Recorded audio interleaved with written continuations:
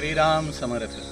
श्री गणेशाला, शारदेला, समर्थ सद्गुरूंना, सुतांना, सनकादिकांना, शुकाचार्यांना वंदन करून क्षणभर नामस्मरण करू. श्रीमद भागवत सारामृत कथेचे श्रवण करू. ओम नमो भगवते वासुदेवाय. ओम नमो भगवते वासुदेवाय. ओम नमो भगवते वासुदेवाय. ओम नमो भगवते वासुदेवाय. ओम नमो भगवते वासुदेवाय. गोपाल कृष्ण भगवान की जय. सच्चिदानंद रूपाय विश्वोत्पत्त्यादि हेतवे तापत्रय विनाशाय श्रीकृष्णाय वयं नमः. श्रोते हो, नमस्कार. शुकाचार्य म्हणतात, राजा नवनारायणांना विदेह राजाने विचारलेल्या प्रश्नांचे उत्तर देण्यामध्ये अत्यंत आनंद वाटत होता. राजालाही नवीन नवीन प्रश्न विचारावे वाटत होते. आता राजा म्हणाला, महाराज, नारायणाभिधानस्य ब्रह्मणः परमात्मनः. परमात्म्याचे स्वरूप जाणणाऱ्यांमध्ये आपण सर्वश्रेष्ठ आहात. म्हणून मला आता ज्या परब्रह्म परमात्म्याचे नारायण नावाने वर्णन केले जाते त्याचे स्वरूप सांगा. हे ऐकल्यावरती पिप्पलायन कवी महाराज म्हणायला लागले, राजन, जी या जगाची उत्पत्ती, स्थिती आणि प्रलयाचे कारण असून स्वतः मात्र कारणरहित आहे, स्वप्न, जागृती आणि सुषुप्ती या अवस्थांमध्ये, तसंच समाधी अवस्थेत सुद्धा साक्षीरूपाने विद्यमान असते, जिच्या सत्तेनेच शरीर, इंद्रिय, प्राण आणि अंतःकरण ही सर्व चेतन होऊन आपापली कामे करतात, त्याच परमसत्य वस्तूला, त्या परमसत्य शक्तीला नारायण असे समजावे. जशा अग्नीच्या ठिणग्या अग्नीला प्रकाशित करू शकत नाही किंवा जाळूही शकत नाही, त्याचप्रमाणे त्या परमतत्वामध्ये मनाची गती नाही की वातीची गती नाही, किंवा डोळे त्याला पाहू शकत नाही आणि बुद्धी त्याच्या संबंधी विचारही करू शकत नाही. प्राण आणि इंद्रियेही त्याला जाणत नाहीत. नेती नेती हे श्रुतींचे शब्दसुद्धा बोध करून देणाऱ्या साधनांचा निषेध करून तात्पर्य रूपाने जिथे निषेध संपतो आणि ते आपले मूळ दाखवतात, कारण हे मूळ नसेल तर निषेधच सिद्ध होणार नाही. राजन, जेव्हा सृष्टी नव्हती तेव्हा केवळ ते एकच तत्व होते.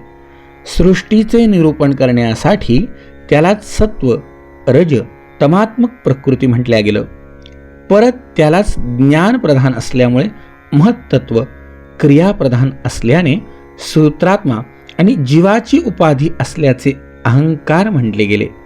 वास्तविक इंद्रियांच्या अधिष्ठात्री देवता, इंद्रिय, त्यांचे विषय किंवा त्यांपासून मिळणारे सुख या विविध शक्ती ब्रह्मच आहे. तात्पर्य सांगू का राजा तुला? जे काही कार्यकारण आहे ते सर्व, तसंच त्याच्या पलीकडे जे काही आहे ते सुद्धा ब्रह्मच आहे. राजन, आत्मा ब्रह्मस्वरूप असल्यामुळे कधी जन्म घेत नाही, कधी मरतही नाही, कधी त्याची वाढ होत नाही की कधी त्याचा घटही होत नाही. परिवर्तनशील सर्व अवस्था, पदार्थ यांच्या तिन्ही काळांचा तोच साक्षीदार आहे. सर्वांमध्ये नेहमी अविनाशी असा तो एकमेव आहे. जसा प्राण एकच असूनही निरनिराळ्या ठिकाणी असल्याने त्याची अनेक नावे आहेत, त्याचप्रमाणे आत्मा ज्ञान स्वरूप एक असून सुद्धा इंद्रियांमुळे अनेक भासतो. राजन, अंडज, जरायुज, उद्भिज्ज आणि स्वेदज या सर्व जीव शरीरांमध्ये एकच प्राणशक्ती जीवांच्या बरोबर तिथे तिथे जाते. सुषुप्ती अवस्थेमध्ये जेव्हा इंद्रिय निश्चेष्ट झालेली असतात, अहंकार सुद्धा निद्रावस्थेत असतो, तेव्हा लिंग शरीररहित हा कूटस्थ आत्माच त्या ठिकाणी असतो. त्यामुळे मी सुखाने झोपलो होतो याचे स्मरण आपल्याला नंतर होते. भगवान कमलनाभांच्या चरणकमलांची प्राप्ती करण्याच्या इच्छेने जेव्हा तीव्र भक्ती केल्या जाते तेव्हा तीच भक्ती गुण आणि कर्मांनी उत्पन्न झालेले चित्तातील सर्व दोष जाळवून टाकते. जेव्हा चित्त शुद्ध होते तेव्हा आत्मतत्वाचा साक्षात्कार होतो. ज्याप्रमाणे डोळे निर्दोष असल्यास सूर्याच्या प्रकाशाची प्रत्यक्ष अनुभूती येऊ शकते, राजन, त्याचप्रमाणे भगवान नारायण हे सर्वव्यापी आहेत. हे ऐकल्यावरती राजाने पुन्हा हात जोडले आणि राजा म्हणायला लागला, कर्मयोगम वदतन पुरुषो येन संस्कृतः. आता आपण आम्हाला कर्मयोगाचा उपदेश करा, ज्या योगे मनुष्य शुद्ध होऊन त्याला लवकरच कर्मफलत्यागाने मिळणारी श्रेष्ठ नैष्कर्म्यावस्था प्राप्त होईल. हा प्रश्न एकदा मी माझ्या वडिलांजवळ असताना सनकादी ऋषींना विचारला होता, परंतु सर्वज्ञ असूनही त्यांनी मला माझ्या प्रश्नाचे उत्तर दिलं नव्हतं. याचं कारणही तुम्ही मला सांगा की मी त्यावेळेला प्रश्न विचारला तेव्हा त्यांनी मला का बरं त्याचं उत्तर दिलं नाही. राजा, त्यावेळेला अविर्होत्र नारायण म्हणायला लागले, कर्मा कर्म विकर्मेति वेदवादो न लौकिकः. राजन, कर्मरहित म्हणजे शास्त्ररहित, अकर्म म्हणजे जे निषिद्ध आहे, आणि विकर्म म्हणजे विहित कर्माचं जे उल्लंघन आहे, ही तिन्ही कर्म फक्त वेदांद्वारेच जाणली जातात. लौकिक व्यवहारातून यांचं स्वरूप ठरवणं योग्य नाही. वेद औपरिषद ईश्वर रूप आहेत, म्हणून त्यांचे तात्पर्य विद्वानांनाही कळत नाही.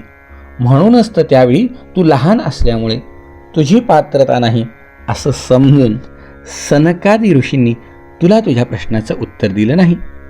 राजा, परोक्षवादो वेदोयम बालांना मनुशासनम. या वेदांचा मुख्यार्थ वेगळा आणि तात्पर्य वेगळं आहे. कर्मबंधनातून मुक्त होण्यासाठी हे कर्मच करावयाला सांगतात.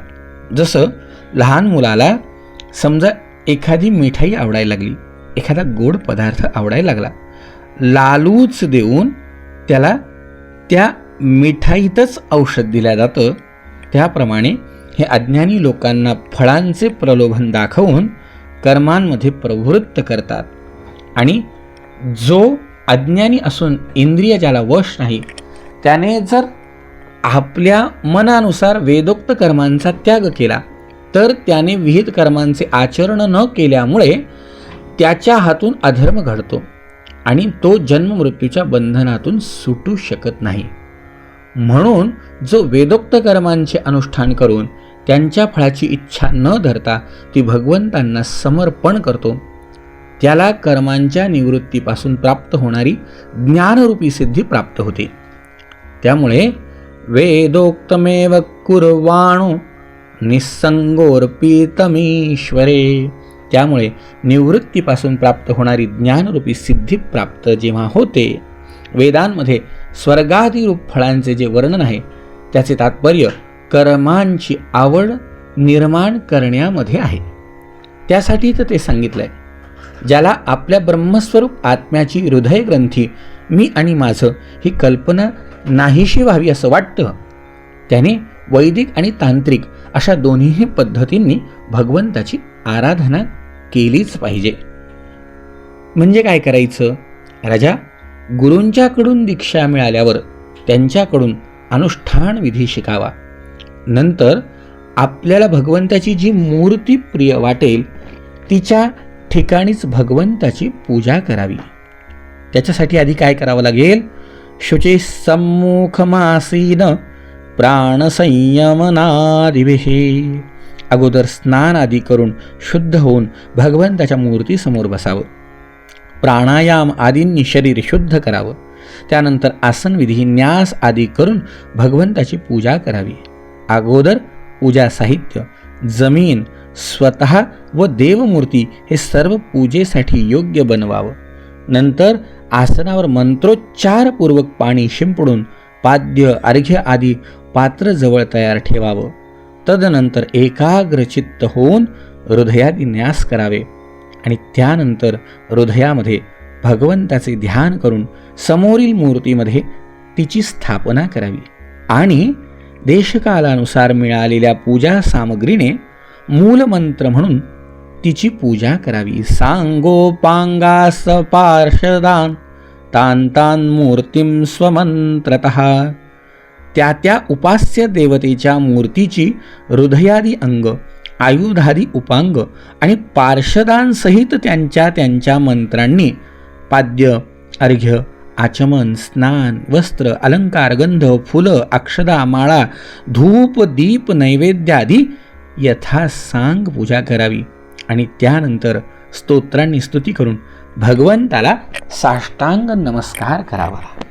राजन, आत्मानंतन्मयं ध्यानं मूर्तिं संपूजयेत् धरेः. तेच आपल्यामध्ये आहे असं ध्यान करीत भगवंताच्या मूर्तीचं पूजन करावं, निर्माल्य आपल्या मस्तकावर धारण करावं. नंतर मोठ्या आदराने भगवंतांना हृदयामध्ये योग्य ठिकाणी ठेवून पूजेची समाप्ती करावी. राजा, जो मनुष्य अशा प्रकारे अग्नी, सूर्य, जल, अतिथी आणि आपल्या हृदयामध्ये आत्मरूप श्रीहरींची पूजा करतो तो लवकर मुक्त होतो. श्रोते हो, फार महत्त्वाचा मुद्दा अगदी शेवटच्या श्लोकामध्ये सांगितलाय बघा. अविर्होत्र नारायणांची स्वारी काय सांगतीये की जर भगवत प्राप्ती करायची असेल तर वेदांच्या संमतीने भगवंताची आराधना करावी. आता ती आराधना कशी करायची तर सगळ्यात पहिल्यांदा त्या भगवंताचं ध्यान करायचं. ज्या भगवंताचं आपल्याला ध्यान करायचं आहे त्याची मूर्ती समोर मांडायची. मग त्या आपल्या आत्मस्वरूपामध्ये केलेलं ध्यान त्या मूर्तीमध्ये बघायचं. मग त्या मूर्तीची पूजा करायची. पूर्ण पूजा झाली की तिला नमस्कार करून पुन्हा तिच्यातलं आत्मस्वरूप आपल्यामध्ये मिसळायचं आणि पूजा संपवायची. अर्थात ही झाली मूर्तीची पूजा. पण किती अगदी मार्मिक त्यांनी सांगितलं बघा की जो मनुष्य अशा प्रकारची पूजा कुणाकुणाची करतो, एक म्हणजे अग्नीची करतो, दुसरी म्हणजे सूर्यनारायणाची करतो, त्यानंतर जल म्हणजे पाण्याची करतो, येणारा अतिथी हा सगळ्यात महत्त्वाचा भाग आहे बघा. म्हणून तर आपल्याकडे किती सुंदर अगदी श्रुती स्मृतींचे जे वचन आहेत किती सहज आणि सोपे आहेत की सगळ्यात पहिल्यांदी मातृदेवो भव, पितृदेवो भव, आचार्य देवो भव आणि अतिथी देवो भव. आलेला अतिथी हा देव आहे आणि मग तो देव म्हणल्यावरती आपल्याकडे किती सुंदर रचना केली आहे शास्त्रकारांनी. येणाऱ्याला पाणी द्यावे, मुखात वाणी गोड हवी. येणाऱ्याला पाणी द्या. पाद्य, अहो त्याचे पाय धुणं कदाचित होईल न होईल पण त्याला प्यायला आचमन जसं देवाला द्यायचं आहे तसं त्याला प्यायला पाणी द्या. येणाऱ्याला पाणी द्यावे, मुखात वाणी गोड हवी. मग ती जी पूजा त्याची झाली, जे काही आपण त्याला समर्पण केलं, आतिथ्य भावाने जो काही त्याचा आदर सत्कार केला, तर तो आदर सत्कार झाल्यानंतर तो आदर सत्कार असा व्हावा. याचा अर्थ खूप काही द्यावं असं आहे का? नाही. जे दिलं ते इतकं प्रेमाने द्यावं की तुमचा प्रेमभाव त्या वस्तूंमध्ये असावा. आता मला सांगा, ज्यांनी ही सगळी सृष्टी निर्माण केली त्याला पळीभर पाणी आपण समर्पण केल्याने काय होणार आहे? पण समर्पण केलेल्या पळीभर पाण्याचे तिथे पळीभर आहे का तांब्याभर आहे महत्त्व त्याचं नाही आहे, ते प्रेमाने किती दिलंय याचं महत्त्व आहे. मग असंच जो अतिथी आला त्या अतिथीच्या बाबतीत येणाऱ्याला पाणी द्यावे, मुखात वाणी गोड हवी. जेव्हा विसर्जन पूजेचं सांगितलंय तसं जाणाऱ्याच्या मनात फिरुनी येण्याविषयी ओढ हवी. ऐसा प्रेमळ माणुसकीचा झरा वहावा मनामध्ये, आपुलकीच्या नात्यामधूनही स्नेह जपावा मनामध्ये. ही तर पूजा आहे. आणि खरंच आहे मंडळी, ही पूजा ज्याला घडली, मला सांगा अनसूयेनी कोणती पूजा केली? येणारा अतिथी, येणारा अभ्यागत, त्याला त्याचे इच्छा भोजन त्याला समर्पण केलं. आणि काय तिचं भाग्य! अनसूयेचे सत्व आगळे, तिन्ही देवही झाली बाळे, झाली बाळे. तिन्ही देवांना तिचं बाळ व्हावं लागलं. बरं, नुसते बाळ झाले का? नाही. तेव्हा परत निघाले, तेव्हा अनसूयेने बघितलं, असं कसं तुम्ही जाऊ शकता? नाही. मग तुम्ही मला आईचा दर्जा दिलाय, तुम्ही मला आई केलंय, तर मला सोडून तुम्ही जाऊ शकत नाही, माझी आज्ञा घेतल्याशिवाय जाऊ शकत नाही. म्हणून तर ब्रह्मदेवानी चंद्राच्या रूपामध्ये आपला अंश ठेवला, महादेवांनी दुर्वास ऋषींच्या रूपात आपला अंश ठेवला, आणि विष्णू परमात्म्यांनी तर मात्र अगदी ब्रह्मा, विष्णू आणि महेश तिन्ही देवही झाले बाळे. आणि त्रैमूर्ती अवतार मनोहर, भस्म विलेपित कांती साजे, दत्त दिगंबर दैवत माझे, दैवत माझे, दैवत माझे. मग आता लक्षात ठेवायचं की जी पूजा मूर्तीची करायला सांगितली, तीच पूजा अग्नी, सूर्य, जल आणि येणारा अतिथी यापैकी कुठेही झाली तरी सुद्धा आपल्या हृदयामध्ये आत्मरूप श्रीहरींची अशी पूजा जो करतो तो लवकर मुक्त होतो, असं श्रीमद भागवत ग्रंथाचं वचन आहे. निश्चित हे वचन जाणार नाही, आपल्या उपयोगालाच येईल. तर नक्की मनाचा निश्चय करून जी अविर्होत्र नारायणांनी सांगितलेली पूजा आहे ती करण्याचा प्रयत्न करू. पुढे 7व्या नारायणांना विचारलेला प्रश्न आणि त्याला दिलेलं उत्तर उद्याच्या भागात श्रवण करू. जय जय रघुवीर समर्थ.